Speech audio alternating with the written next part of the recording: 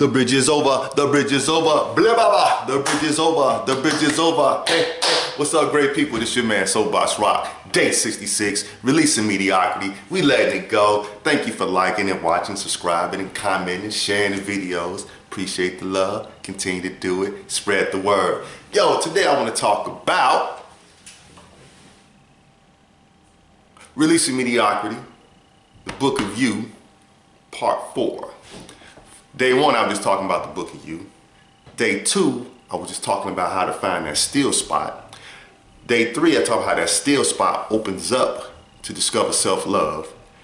Day 4, I'm going to talk about how self-love is how it opens up the door for happiness, being healthy, being wise, being wealthy, having everything you need and that you want and you desire with the courage to go after all of it, right? I just humbled out a little bit. I just want to humble out a little bit because I want to really express that with all the sincerity in my heart. Because for real people, we're not happy. We're just not happy. Majority of the people in the world are very sad. We have so much hunger and poverty and and insecurities and inadequacies in the world going on.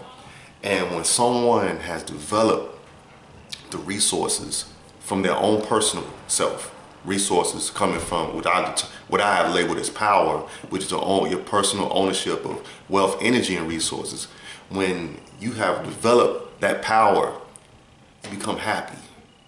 And when you're happy, you won't let anything stop you. I mean, man, the world is just totally different when you're happy from when you're sad, or when you're unhappy, or when you're stressed out, or nothing's going your way. Because when you're happy, man, for real, you understand, it's just not going your way for the moment.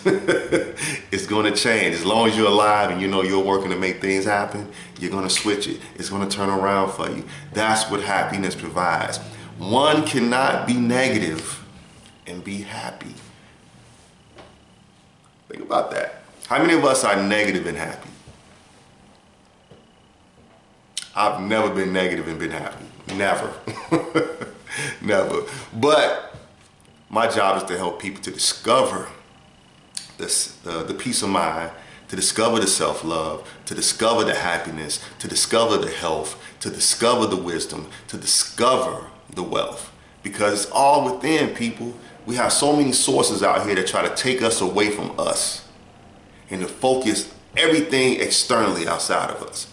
An example, right? This is not a knock on religion, but religion, some religions or most religions teaches us that God is outside. Well, if God is outside, that means that everything around us is still God then. And if outside is nature, and I'm a part of nature, then the God that I'm looking for is inside of me, because God is inside of everything as well. God just can't be outside. And the dynamic, one part of the dynamic is completely expunged. No, God has to be inside as well. So the power, the happiness you're looking for is the God self. The love you're looking for is the God self. The power you're looking for is the God self. When you tap into that, man, it's non-stop action and goings on, and everything you want is going to transpire for you. It just takes time. And the thing is about happiness too, you understand that everything about life happens in seasons. Just like we have spring, summer, winter, fall, your life goes through those exact same periods of time. Like I did 8.5 years of winter. It was a cold winter. Man, that winter was cold. And it was 8.5 years of it. But once I started making changes and I realized I was in that part of my life that was winter, I realized, like, wait a minute, well, this is nothing for me to be upset about then. Because why? My life is going to eventually shift, if I'm still alive, my life is going to eventually shift to spring. What happens in spring, great people? We get brand new things. We get all the trees budding, the grass starts turning green, the weather starts to change, it gets a little bit warmer, things get better, right? We start enjoying the rain a little bit more because we know the rain is helping the flowers grow and help everything turn back green again, so livelihood can happen again, right? But what happens in winter? Winter is when you have to let things go.